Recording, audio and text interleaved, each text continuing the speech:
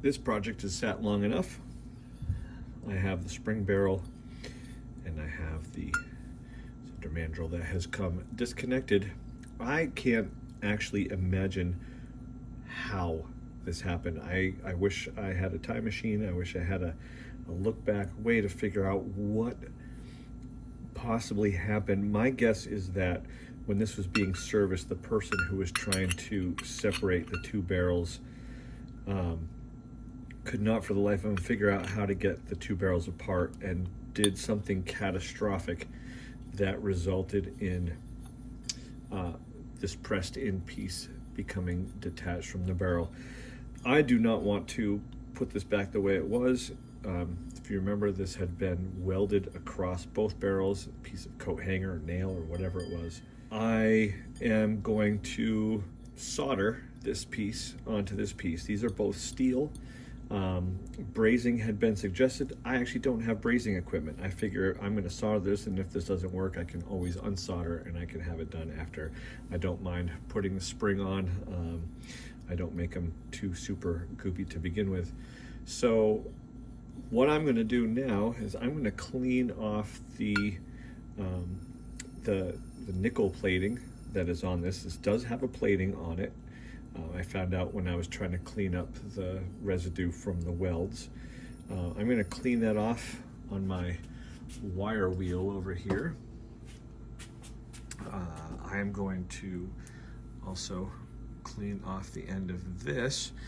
I'm going to use a little flux, and I'm going to see if soldering this together is anything like soldering this together. I've sweat plenty of pipes over the years. I've just never sweat together two pieces of steel. These are both magnetic.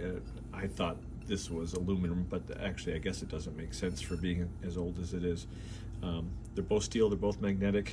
So anyway, this is either going to document my success or my catastrophic failure.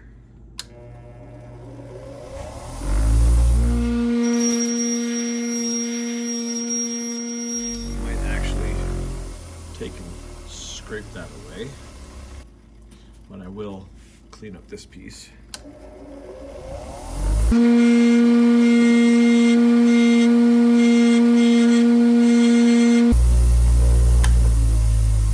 I'm going to rough this up with a little bit of sandpaper because I believe this is going to take the solder better.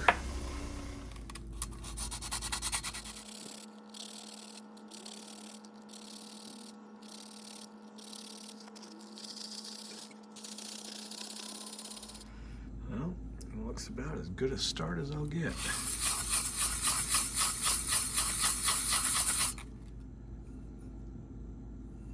All right. I'm going to apply a little soldering paste. And again, this is just stuff I use for plumbing. Is probably not the best.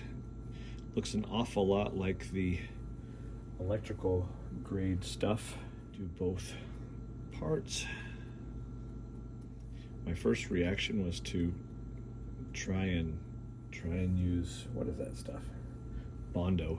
I was thinking Bondo, I was thinking super glue, but for the amount of pressure that this is going to be under, I actually wasn't even sure that soldering would be good enough, but talking to a friend of mine who does clocks, he thinks it'll be strong enough.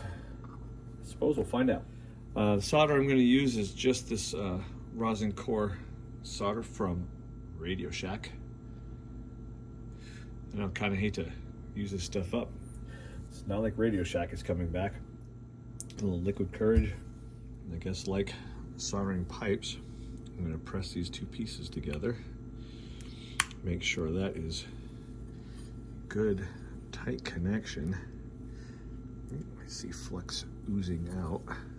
And over to my handy vise. Something's got to hold this.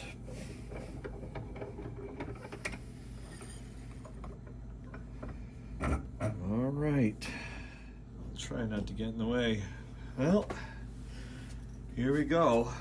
We shall see. This is going to have to heat for a while. I'll fast forward through this part.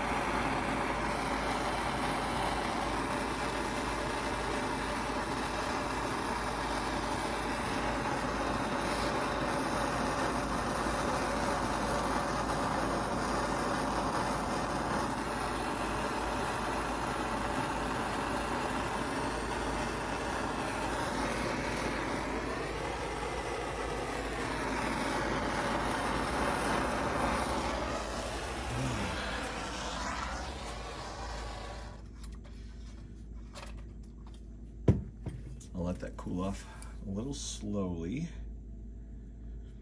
I don't want to quench it or do anything bad.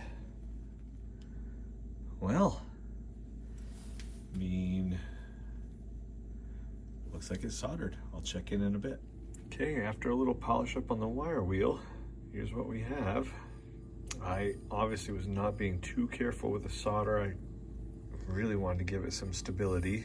I know this part is not visible, not like the tone arm that I had to solder back into place. Had a friend of mine do that. I feel like he has more finesse. He did a great job. There it is. That part is now attached. That is solid. It does not come off anymore. Discolored a little bit of the inside, but I might fill that with a little bit of something just because I'm a little bit picky. And then there's a spring. I'm going to install it in here for the first time. Wish me luck, everyone.